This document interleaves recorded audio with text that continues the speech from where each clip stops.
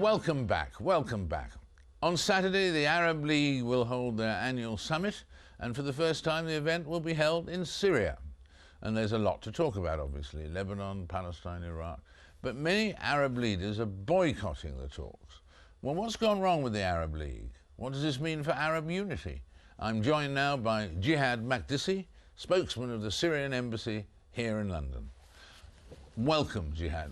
Thank you very good to have you. Thanks for having me.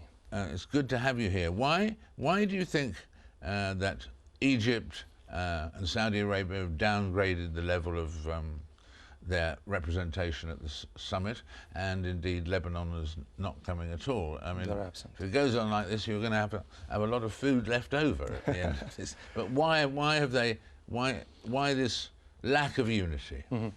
It's a very good question, Sir David. Actually, this question should be asked to the Saudis and the Egyptian and the Lebanese themselves. From a Syrian perspective, I can reiterate to you that, clarify something and put it into the right context, that this summit is not the Syrian summit.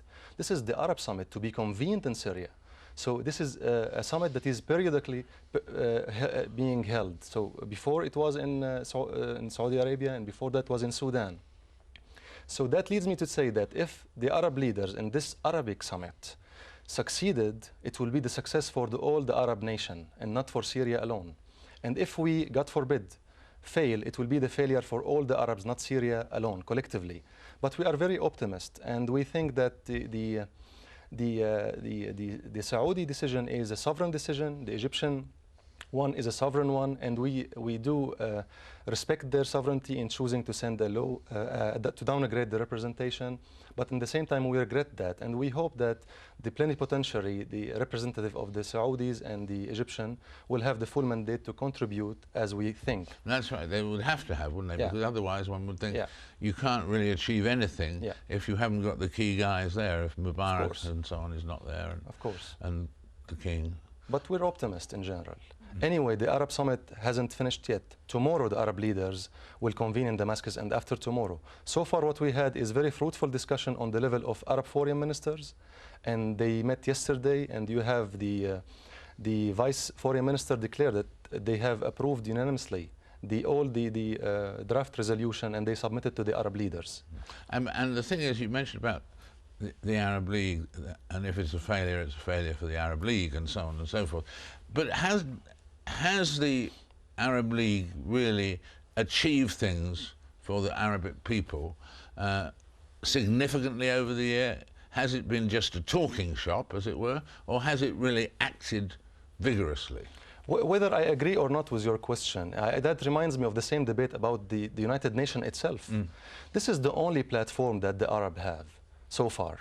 And we have to cherish this platform and try to devise a common Arab strategy to face the threats. What's going on in the Arab world is very dangerous now. You have what's happening in Iraq, in Palestine.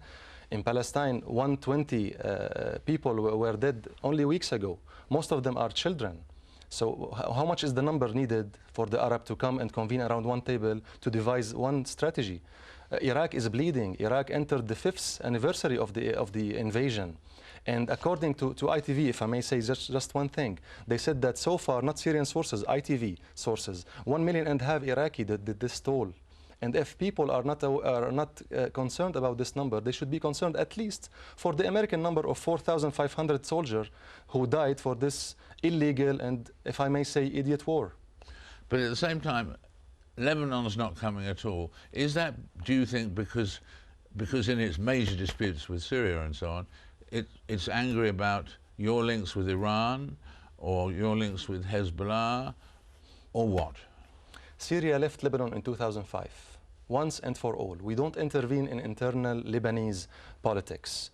The Lebanese have lost a golden opportunity in coming to this forum, very important forum, to come and discuss what's going on in Lebanon, and let's try to devise how to try to implement the Arab Initiative. So the problem is that we already have a certain platform to follow. It is the Arab Initiative adopted by all Arab ministers. And Syria is not the only friendly country with certain Lebanese party. We are on one distance with all the Lebanese faction. And I would like also to invite all the Arabs, including the Saudis and even the Egyptian, to try their best to gather the Lebanese around one table to implement the Arab Initiative. Thank you very much indeed. Thank you very Jihad, much for being with us today. We appreciate that, and some provocative things there as we talked about the Arab League with Jihad there. The near certain nomination of John McCain as the Republican candidate for this year's US presidential election has left a significant portion of American voters, the conservative, the right wing of his party, with a dilemma. The maverick views of Senator McCain on some major issues have long been a thorn in the side of those conservatives. Some of them have announced they would rather abstain or vote Democrat than support McCain. But for most American conservatives, Senator McCain will, perhaps with some of them grudgingly, get their support. One such is David Frum, former speechwriter to President Bush and an advisor in the rather unsuccessful Rudy Giuliani campaign as well. So there's plenty to talk about here, and he's with me now. David, welcome. Thank you. Start with the point. Have you decided, basically, that McCain can hope to win, and you're no longer part of the cannot hope to win? Look, the Democrats have the wind at their back. This is going to be a very, very difficult year for Republicans. The American economy is on a downward slide. Even before that downward slide began, the average person had not benefited very much from the economic improvements of the Bush years. The economy grew, but wages did not. So that created a big problem. So we had, just even before the recession, about 3/4 of American voters saying the country was on the wrong track. That's difficult to overcome. Now that said, the Republicans come with some real advantages. One is there's this fratricidal battle inside the Democratic war, that is the Democratic Party, that has turned into a war that has gone on much longer than anybody expected.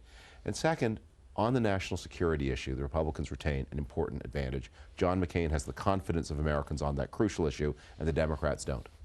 Right, and in terms of the enmity of the two candidates on the Democratic side, while it's gone on longer than expected, I mean, it's not long ago, I remember doing some interviews at the California primary, and that was not until June the 15th that year. So, here's something that's very interesting that's happened in the Democratic primary. When it began, the candidates didn't like each other. They never do. But in January, when you polled the supporters of the candidate and asked them, well, if it goes against you, will you be accepted? Will you be content with the nominee? There was a high degree of contentment within the Democratic Party. Hillary supporters could live with Obama. Obama supporters could live with Hillary. What has been happening over the past months is that the ill will between the candidates has begun to show up and begun to affect the ill will between the supporters. So that's a positive development from a Republican point of view. But we'll see whether it lasts. My sense is that if the Democrats finish their race by the end of April, early May, there's plenty of time for them to make peace internally. Yeah. And as far as the far right are concerned, there is talk, I mean, but it may be pure rumour, that a right-wing Ralph Nader could emerge, that there could be an independent candidate out on the far right, which obviously would damage McCain. Is that possible? It's not impossible. Look, these terms of left and right apply to the politics that we grew up with in the 1970s and 1980s. I wonder how you use that kind of language in this new world. I mean, we may well see, for example, somebody run on a very strong anti-war platform as an independent. Somebody like Ron Paul, the libertarian candidate who ran in the Republican primary. Somebody like that is not impossible. Now, is that right-wing or left-wing? I don't know how to answer that anymore. I used to know all of this, but the world is changing. In terms of the differences, how would we in the rest of the world, or Americans notice the difference between a Republican candidate and one of the two Democrats? That's interesting. Well, on foreign policy, I think you can actually see them as a spectrum, where Hillary Clinton is probably equally distant from both McCain and Barack Obama. Barack Obama being much more dovish than Hillary Clinton, and McCain being much more hawkish. Hillary Clinton, in foreign policy, draws her advice from people like Richard Holbrooke and Madeleine Albright, sort of the political center of gravity of American politics. McCain gravitates toward a more hawkish and interventionist view. Barack Obama has been taking advice from the most dovish and liberal people in the United States. I don't know if these names will mean a lot to British viewers, but people like Anthony Lake, people like Zbigniew Brzezinski, I mean, that's where he draws his advice from. In domestic policy, Hillary Clinton and Barack Obama look a good deal alike. You would see, and I think one of the things to worry about, there are two things to worry about. The first is a highly interventionist approach to this mortgage problem. Hillary Clinton has been speaking about things like freezing interest rates, stopping foreclosures, things that are just terrifying economists all over the world because they would really play havoc with the American financial system. In order to solve a medium-sized problem, she would create a gigantic problem. They also, both candidates both the Democrats have flirted very seriously with protectionism. And that is a true danger to the world economy. And what about if McCain was in power? How different would it be to the two we were just talking about? Well, McCain's, certainly McCain is a free trader. And probably one of the most principled and committed free traders in American politics. That's one of the most admirable things about him. He has been someone who's always made it clear that economics is not really his core interest, and that's one of his real vulnerabilities. In fact, he has actually said aloud to journalists, "I don't regard myself as expert in economics," and that's kind of a hostage to fortune when you say something like that. I think, though, on this mortgage crisis, you can expect from him a much less interventionist approach, much more of a willingness to let the thing work itself out. We have been through this before in 1990 and 91 with the savings and loan crisis. And the conclusion that the people who lived through that was, do it as quickly as possible. Do not prolong it. Don't try to put Band-Aids on it. Work out the bad loans and work this through the system and rebuild. The longer you prolong it, the more expensive and painful it is. I think that would be John McCain's instinct. That would be his instinct. Well, that's a fascinating comparison. We'll make a note of that. Check in with you to see how... See whether I was right. Right. The man, incidentally, who was, as you know, the part author of the great phrase "axis of evil." 2/3 of it you wrote. I was there with it. We were a team.